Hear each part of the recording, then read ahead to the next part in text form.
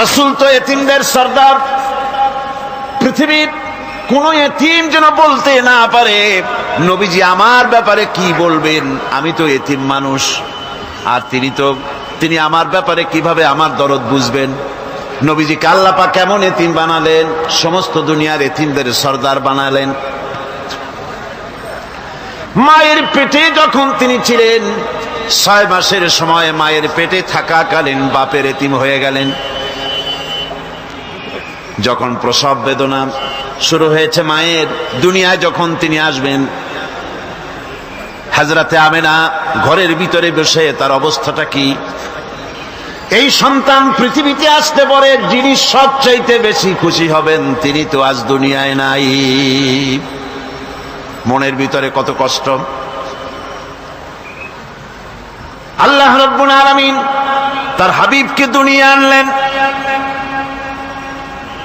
রাসূলের দাদা ঘরের সামনে তাঁবুর সামনে দাঁড়ায়া তায়েফ থেকে আগত সাদিয়া গোত্রের লোকদেরকে বলতেছেন, এই ঘরের ভিতরে একটা এতিম বাচ্চা আছে, বেশি টাকা কড়ি দেওয়া যাবে না, যদি দয়া হয় নিয়ে যাও।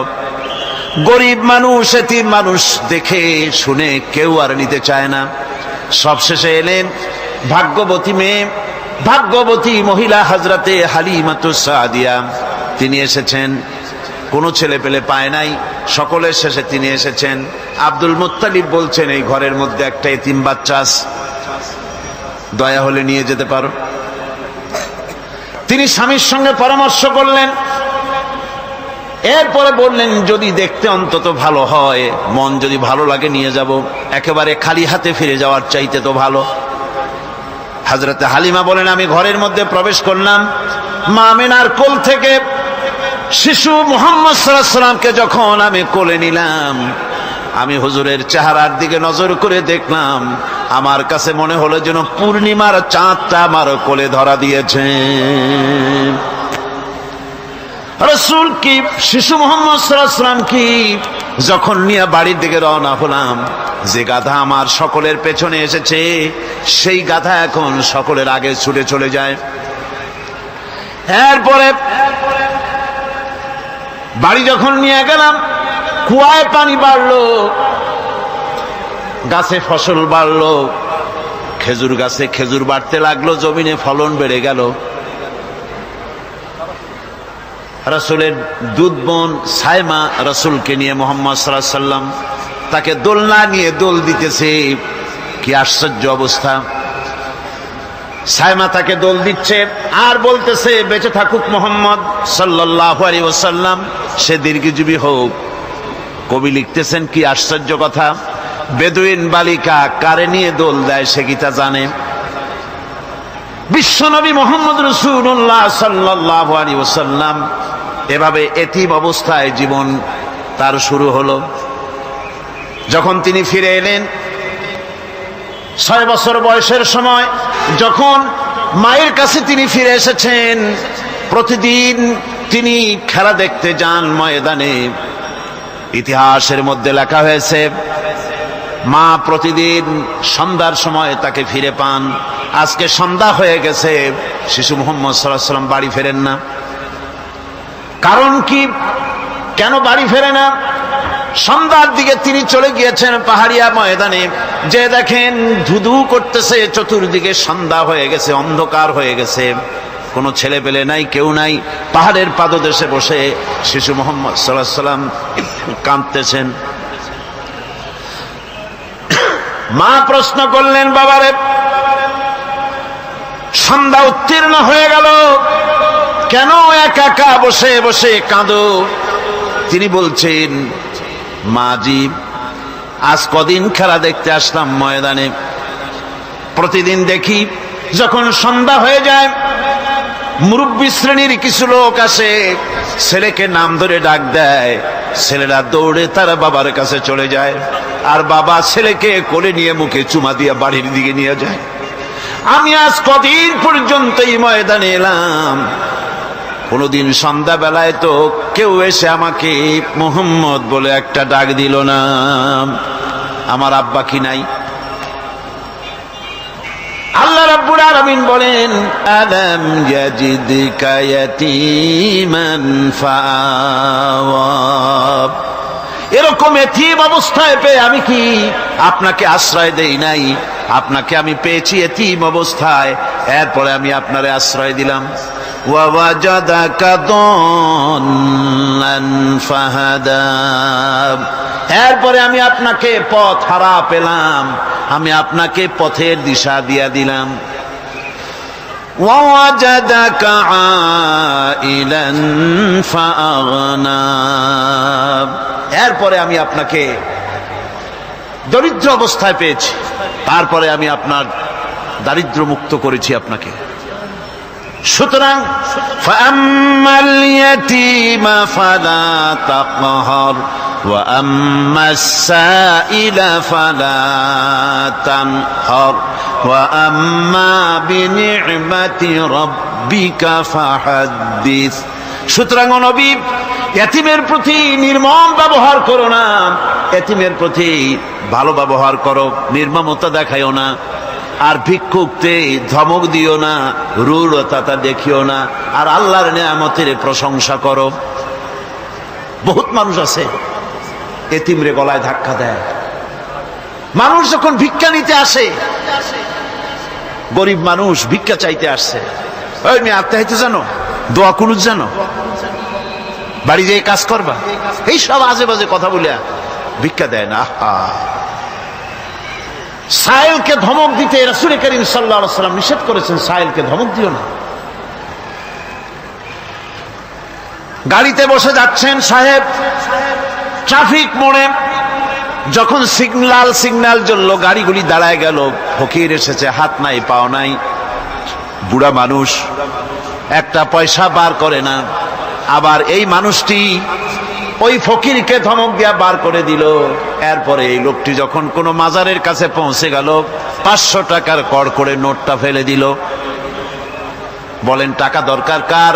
মরা মানুষের না জিন্দা মানুষের? কার দরকার?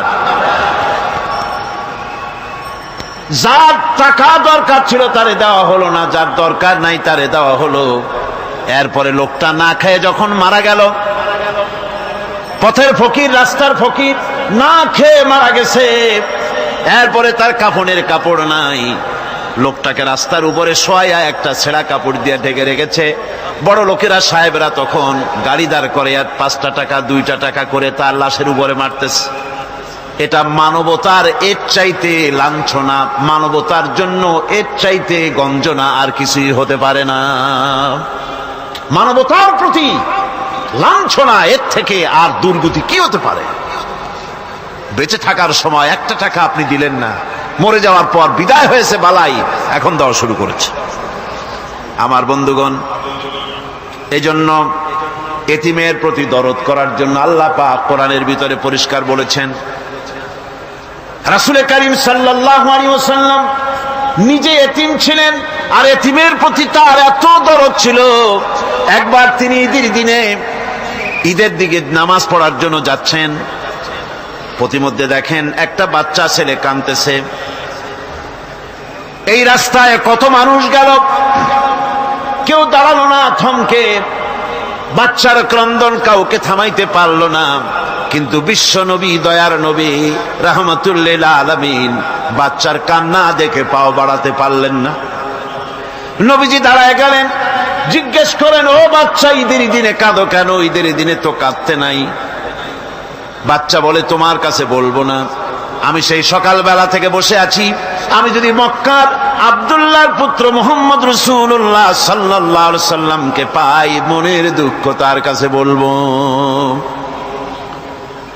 বিশ্ব নবী জমিনের উপরে বসে পড়লেন, বাচ্চারে কোলের উপরে উঠায় বলেন, বাচ্চা বলো কি তোমার দুঃখ?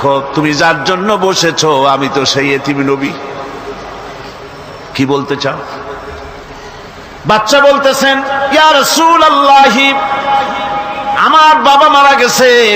সেই ছোট্টবেলায় একেবারেই তখন মায়ের পেট থেকে আমি আসার পর বাপ মরে গেল, আমার মা আর একজনের সঙ্গে বিয়ে বসেছে। সেই পুরুষটি আমারে দেখতে পারে না, আমার মা যদি আমারে কোলে করে এসে সহ্য করতে পারে না, আমারে চুমা খাইলে সহ্য করতে পারে না, আমারে খাবার দিলে মা মার খায়।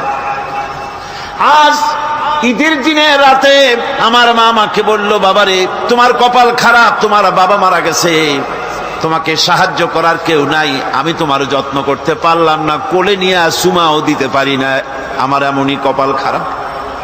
সুতরাং এতিমের দরদ এতিম ছাড়ার কেউ বুঝবে না। তুমি আজ চলে যাও, ওই রাস্তায়, ঈদের রাস্তায় দাঁড়ায় থাকো, মাঠের রাস্তার পাশে, বিশ্ব নবীর কাছে তোমার দুঃখ বলো, এতিমের দুঃখ তিনি বুঝবেন। আমি মায়ের কথা মতো এই জায়গায় এতক্ষণ বসে আছি, হুজুর আপনি দয়া করে, আমার কথা তো আপনার কাছে বললাম, আমার মনের এই দুঃখ। নবীজি বাচ্চার কথা শুনতেছিলেন, চোখ দিয়া পানি পড়তেছিল, বাচ্চাকে বুকের সঙ্গে জড়িয়ে ধরে নবীজি বলেন, ও এতিম, মুহাম্মদ সাল্লাল্লাহু আলাইহি ওয়াসাল্লাম যদি তোমার পিতা হন আর হযরতে আয়েশা যদি তোমার মা হয়ে যায়, বলো তোমার মনের দুঃখ মেটে নাকি? ছেলে ডুকরে কেঁদে উঠলো আর বলল, ইয়া রাসূলুল্লাহ, আপনি যদি আমার পিতা হন আর আয়েশা যদি আমার মা হয়ে যায়, এর থেকে বড় সৌভাগ্যের আমার তো আর কিছুই নাই। নবীজি এতিমকে বাড়ি নিয়ে গিয়ে হযরতে আয়েশার হাতে তুলে দিয়ে বললেন, আয়েশা রে, পবিত্র ঈদের দিনে আল্লাহ রাব্বুল আলামিন তোমার জন্য একটা উপহার পাঠিয়েছেন, এটা যত্ন করো। এতিমের প্রতি দরদ রাখার জন্য আল্লাহ রাব্বুল আলামিন বলেছেন, এতিম, মিসকিন, বিধবা, অসহায় লোক, তাদের প্রতি যাতে করে মুসলিম সমাজ লক্ষ্য রাখে, সেজন্য আল্লাহ পাক নির্দেশ করেছেন।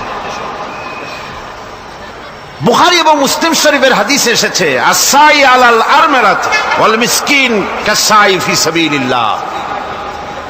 বিধবাদের জন্য, মিসকিনের জন্য কেউ যদি কোনো উদ্যোগ গ্রহণ করে, কেউ কোনো সাহায্য দেয়, জিহাদের ময়দানে জিহাদ করে আল্লাহর রাস্তায় যে সওয়াব পাওয়া যায়, যে মর্যাদা পাওয়া যায় আল্লাহর কাছে, এতিম, মিসকিন, বিধবাকে সাহায্য করলে সেই সওয়াব আল্লাহ রাব্বুল আলামিন আমলনামায় দিয়ে দেন।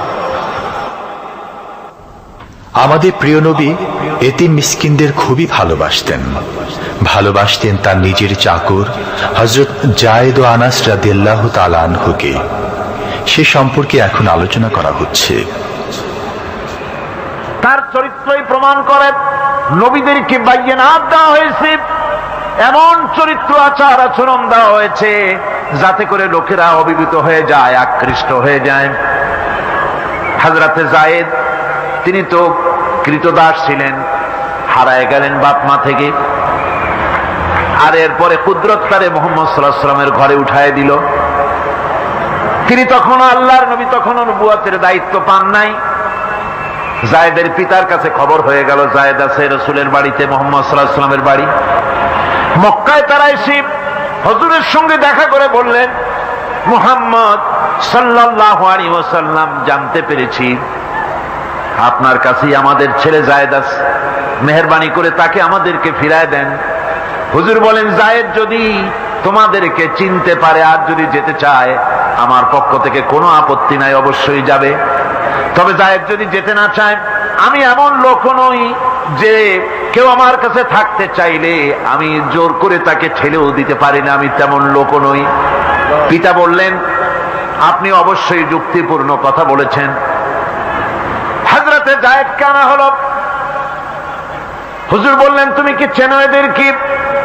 যায়েদ বললেন, চিনি, ইনি আমার বাবা, উনি আমার চাচা। যায়েদের পিতা বলেন, বাবারে বাড়ি চলো, তোমার মা কেঁদে কেঁদে হয়রান, চলো বাড়ি যাই, বাড়ির যা কিছু আছে সব তোমাকে ফিরিয়ে দেওয়া হবে। হযরতে যায়েদ বলতেছেন, পিতা, বাড়িতে যা আছে তাই শুদ্ধ, তামাম দুনিয়াটা যদি আমারে দেওয়া হয়, এই লোকটির কাছে থেকে যে ব্যবহার পেয়েছি, আমি এই লোকের কদম ছেড়ে যেতে পারি না। তার চরিত্রই প্রমাণ করে তিনি নবী, কি ব্যবহারটা পেয়েছেন। হযরত আনাস রাদিয়াল্লাহু তাআলা আনহু ছোট মানুষ, 8 বছর বয়সের সময় হুজুরের খাদেম হয়ে হুজুরের বাড়িতে আসছেন। আচ্ছা, 8 বছর বয়সের কিশোর ভুল তো করতেই পারে, গরম পানি চাইলে ঠান্ডা পানি এনে দেবে, স্যান্ডেল চাইলে জুতো আনবে, বিছানা বিছাইতে বললে উঠাই দেবে, এটা স্বাভাবিক। কিশোর মানুষ, ছোট মানুষ। এবার শুনুন, বাইয়ানাত কারে বলেন? নবীদের বাইয়ানাত আল্লাহ যে দিয়েছেন সেটা কি জিনিস? সেটা হলো উন্নত মানের চরিত্র, তার ব্যবহার ওঠা বসা যা দেখলে মানুষ বুঝতে পারে তিনি আল্লাহর নবী। হযরতে আনাসের মুখে শুনুন, হযরতে আনাস রাদিয়াল্লাহু তাআলা আনহু বলেন, একাধিক ক্রমে টানা 10টি বছর রাসূলের খেদমতের ভিতরে নিয়োজিত ছিলাম। 10টি বছরের ভিতরে একটা দিনের জন্য নবীজি আমাকে ধমক দিয়ে কথা বলেন নাই। এটা ধমক দিলেন না আমারে, এটা করছো কেন, এটা করো নাই কেন? সুবহানাল্লাহ বিহামদিহি। গোটা পৃথিবীর সমস্ত মুমিন মুসলমানদের, পুরুষ আর নারীদের জীবন, কলিজা, রক্ত রাসূলের কদম মুবারক উৎসর্গ হয়ে যায়। মহান রব্বুল আলামিনের কাছে তার হাবিব রাসূলুল্লাহ সাল্লাল্লাহু আলাইহি ওয়াসাল্লামের ছিল বিশেষ মর্যাদা। আসুন আমরা সে সম্পর্কে আলোচনা শুনি। আমার ভাইরা, রাসূল পাক সাল্লাল্লাহু আলাইহি ওয়াসাল্লাম আল্লাহর নবী এমন এক মহান সত্তা ছিলেন যে তিনি দোয়া আল্লাহর দরবারে হাত উঁচু করতে দেরি আছে, কিন্তু দোয়া কবুল হতে দেরি নাই।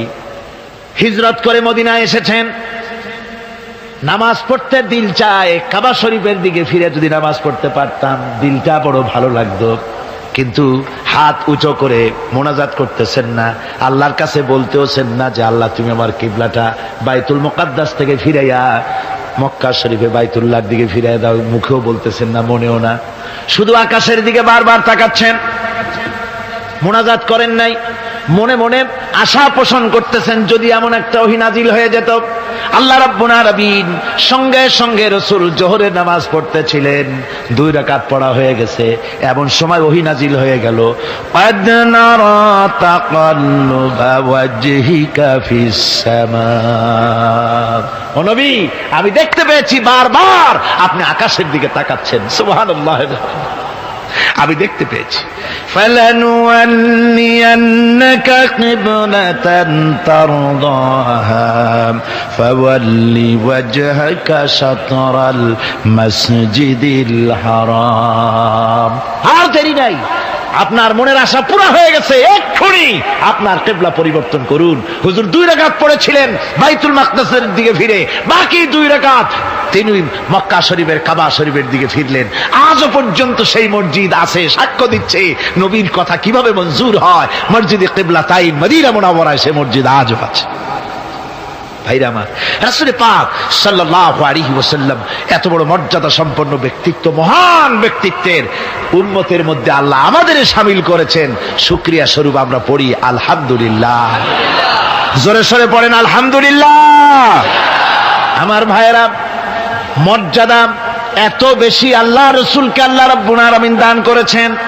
এই পৃথিবীতে কোন মানুষের সঙ্গে যদি আপনি বেয়াদবি করেন, তিনি আপনার বাপ হোক, তিনি আপনার মা হন, অথবা আপনার উস্তাদ হন, অথবা আপনার পীর হন, যে কেউ হোক না কেন, কারো সঙ্গে যদি কোনো বেয়াদবি হয়ে যায় তো শুধু একটা বেয়াদবি ছাড়া আর কিছুই না। কিন্তু নবীজির সঙ্গে যদি কেউ বেয়াদবি করে, সেটা শুধু বেয়াদবি থাকে না, কুফরি হয়ে যায়। কি হয়ে যায়? কুফরি হয়ে যায়। রাসূলুল্লাহকে কেউ তাওহীন করলে, অসম্মান করলে, সমালোচনা করলে কাফের হয়ে যায়। যারা বলেন কি হয়ে যায়? কত বড় মর্যাদা! রাসূল পাক সাল্লাল্লাহু আলাইহি ওয়াসাল্লাম, তার সামনে সাহাবায়ে কেরাম বসা, হুজুর কথা বলছেন, সাহাবায়ে কেরাম তারাও কথা বলছেন। কথা বলতে বলতে এক পর্যায়ে সাহাবীদের গলার আওয়াজ বড় হয়ে গেছে, হুজুরের গলার আওয়াজ শোনা যায় না, সাহাবীদের গলার আওয়াজটা বড় হয়ে গেল। আল্লাহ রাব্বুল আলামিন এতটুকুও বরদাস্ত করলেন, আমার নবীর গলার আওয়াজের চাইতে তোমাদের আওয়াজ বড় হলো কেন? সঙ্গে সঙ্গে ওহী নাজিল হয়ে গেল। আল্লাহ রাব্বুল আলামিন বলেন, ইয়া আইয়ুহাল্লাযীনা আমানু লা তারফাউ আসওয়াতাকুম ফাওকা সাওতিন নবী। ও বিশ্বাসীরা, খবরদার, তোমরা যারা ঈমান এনেছো শোনো, তোমাদের গলার আওয়াজ যেন আমার নবীর গলার আওয়াজের চাইতে বড় না হয়ে যায়। যদি তা হয়, আনতাহবাতা আমালুকুম, জীবনের সমস্ত ভালো কাজগুলি আমি আল্লাহ বরবাদ করে দেব। আজও পর্যন্ত এই আয়াতে কারিমা রাসূল পাক সাল্লাল্লাহু আলাইহি ওয়াসাল্লামের রওজায়ে আতহারের সামনে সবুজ সাইনবোর্ডের উপরে সোনার অক্ষর দিয়ে এই আয়াতে কারিমা লেখা রয়েছে সুবহানাল্লাহ। সর্বকালের, সর্বযুগের সর্বশ্রেষ্ঠ মহামানব, সর্বশ্রেষ্ঠ বিশ্বনবী, আল্লাহর পরে যার মর্যাদা, তিনি হচ্ছেন মুহাম্মদ রাসূলুল্লাহ সাল্লাল্লাহু আলাইহি ওয়াসাল্লাম।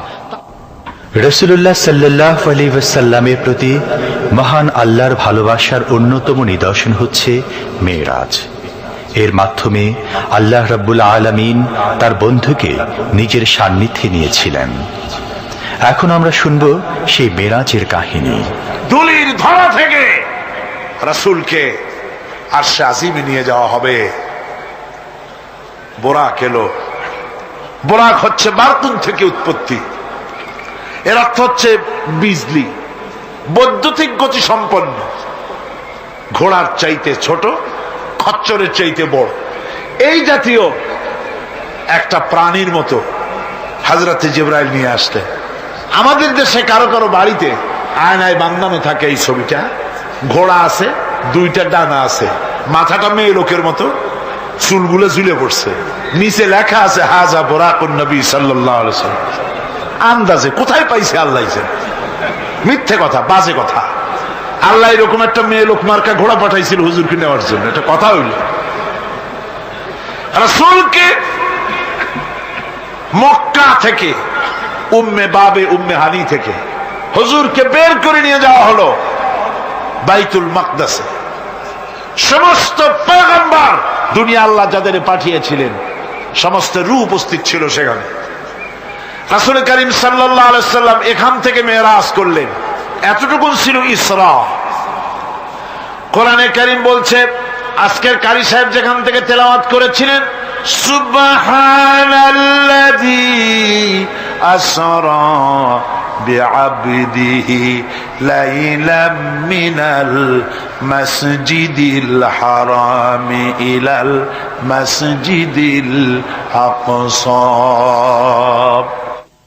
সুবহানাল্লাযী, সমস্ত দুর্বলতা, অক্ষমতা থেকে মুক্ত সেই সত্তা যিনি তার বান্দাকে ইসরা করিয়েছেন, মেরাজ করিয়েছেন।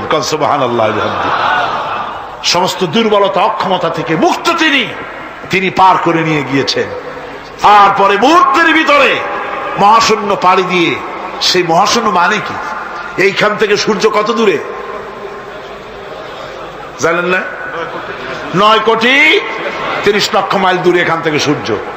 সেই সূর্য, তারপরে রয়েছে গ্যালাক্সি, মিল্কি ওয়ে, গ্রহ নক্ষত্র, সে যে কত দূরে, যে সমস্ত তারকা, এমন বহুত তারকা আছে যে তারকা সৃষ্টির পর তার আলো পৃথিবীর মাটি আজ পর্যন্ত স্পর্শ করে নাই, অথচ আলোর গতি প্রতি সেকেন্ডে কত মাইল?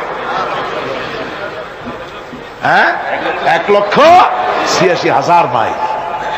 এই 1,86,000 মাইলের সেকেন্ড, এর মিনিট, এর ঘন্টা, এর দিন, এর সপ্তাহ, এর মাস, এর বছর, এটাকে বলা হয় লাইট ইয়ার, আলোকবর্ষ।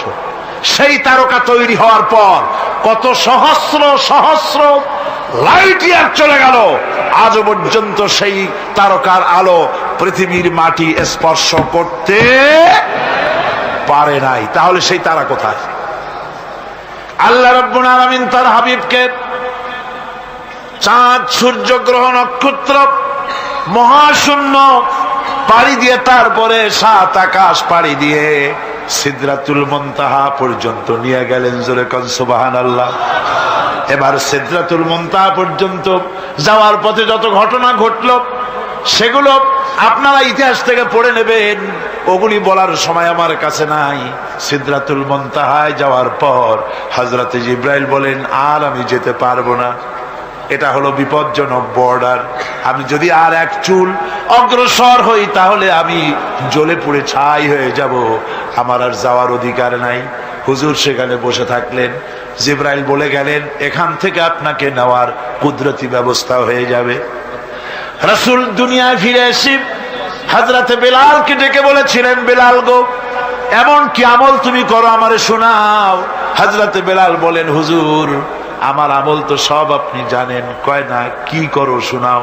বেলাল বলেন, হুজুর খাস আমলের মধ্যে এতটুকু আছে যে আমি কখনো বিনা উজুতে থাকি না, যখন উজু চলে যায় উজু করি আর উজুর ইহতিমামের জন্য 2 রাকাত নফল নামাজ পড়ি।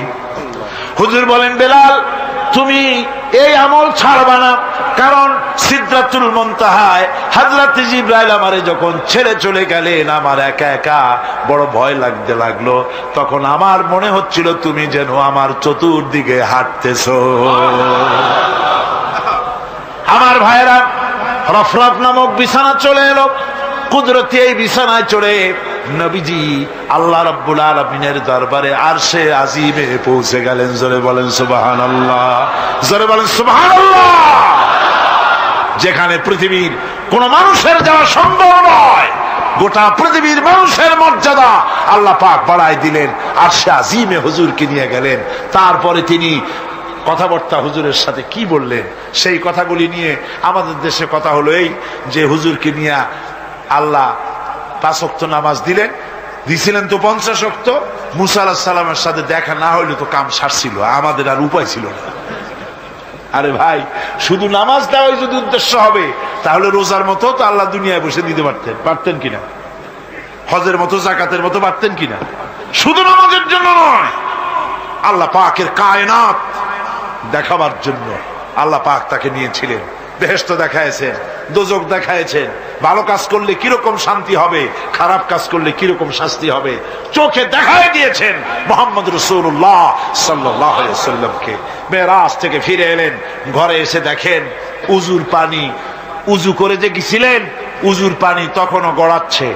যে দরজা দিয়ে বেরিয়েছিলেন দরজাটা ধাক্কায় তখনও কাঁপতেছে।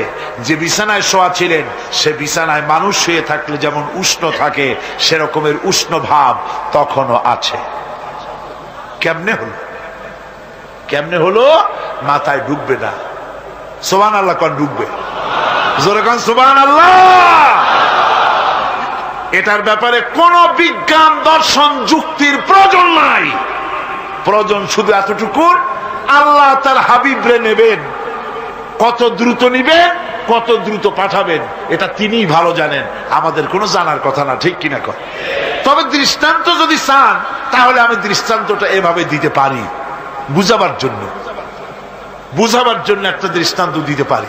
সেটা হলো এই, ধরেন বাংলাদেশে কোনো প্রেসিডেন্ট আসবে, পৃথিবীর যে কোনো দেশের এক প্রেসিডেন্ট আসবে।